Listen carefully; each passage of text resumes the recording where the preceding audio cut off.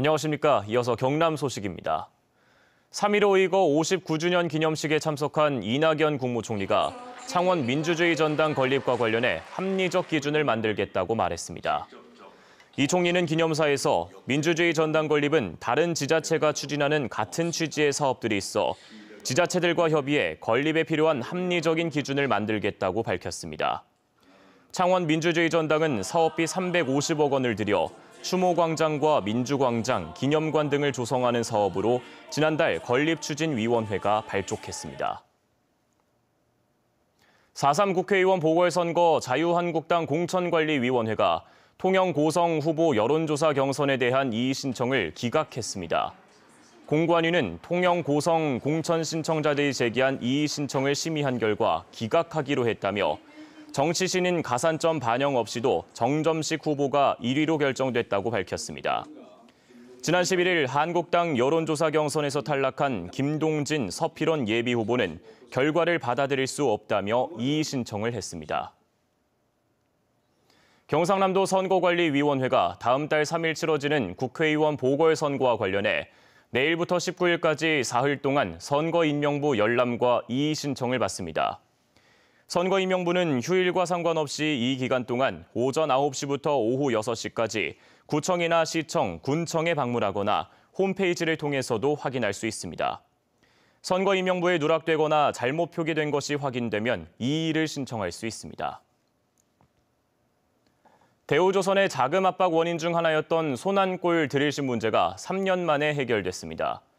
대우조선은 앙골라 국영석유 회사인 손안골이 발주한 드릴십 2척 가운데 한 척에 대한 인도 서명식을 가졌고 나머지 한 척은 2달의 유예기간 이후에 인도할 예정이라고 밝혔습니다. 이에 따라 대우조선은 9천억 원을 확보해 자금 유동성이 개선됩니다. 손안골 드릴십은 2016년 9월에 인도할 계획이었지만 국제유가 하락으로 선주 측이 인도 대금을 마련하지 못해 대우의 부담이 돼왔습니다.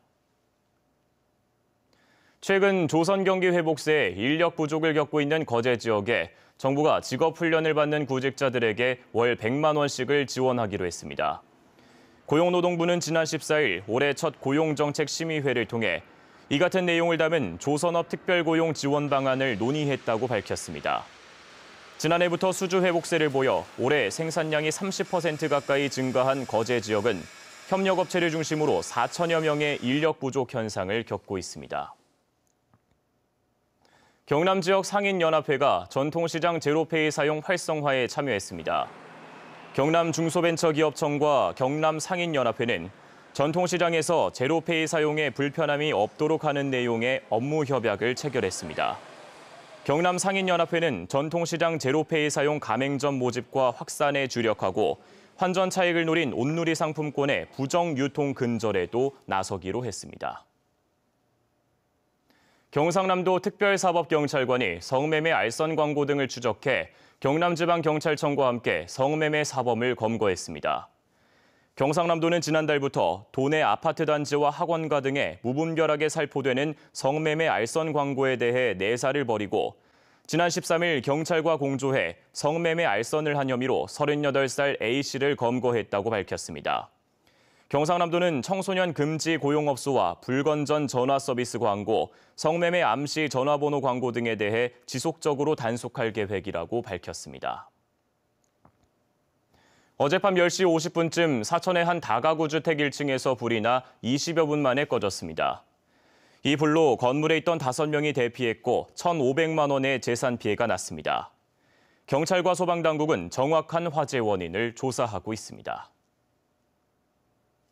문화체육관광부가 지난 2017년 조사한 지역문화 종합지수에서 전국 시군구 220여 곳 가운데 경남은 5곳이 상위 10위 안에 들었습니다. 시 지역에서는 창원과 김해, 군 지역에서는 산청과 창녕, 고성이 각각 시군구별 상위 10위 안에 들었고 전체 순위에서도 창원시가 4위, 김해시는 9위를 차지했습니다. 지역문화종합지수는 문화체육관광부가 각 자치단체의 문화정책과 자원, 활동 등 문화지표 28개를 적용해 산출했습니다. 지금까지 경남 소식이었습니다.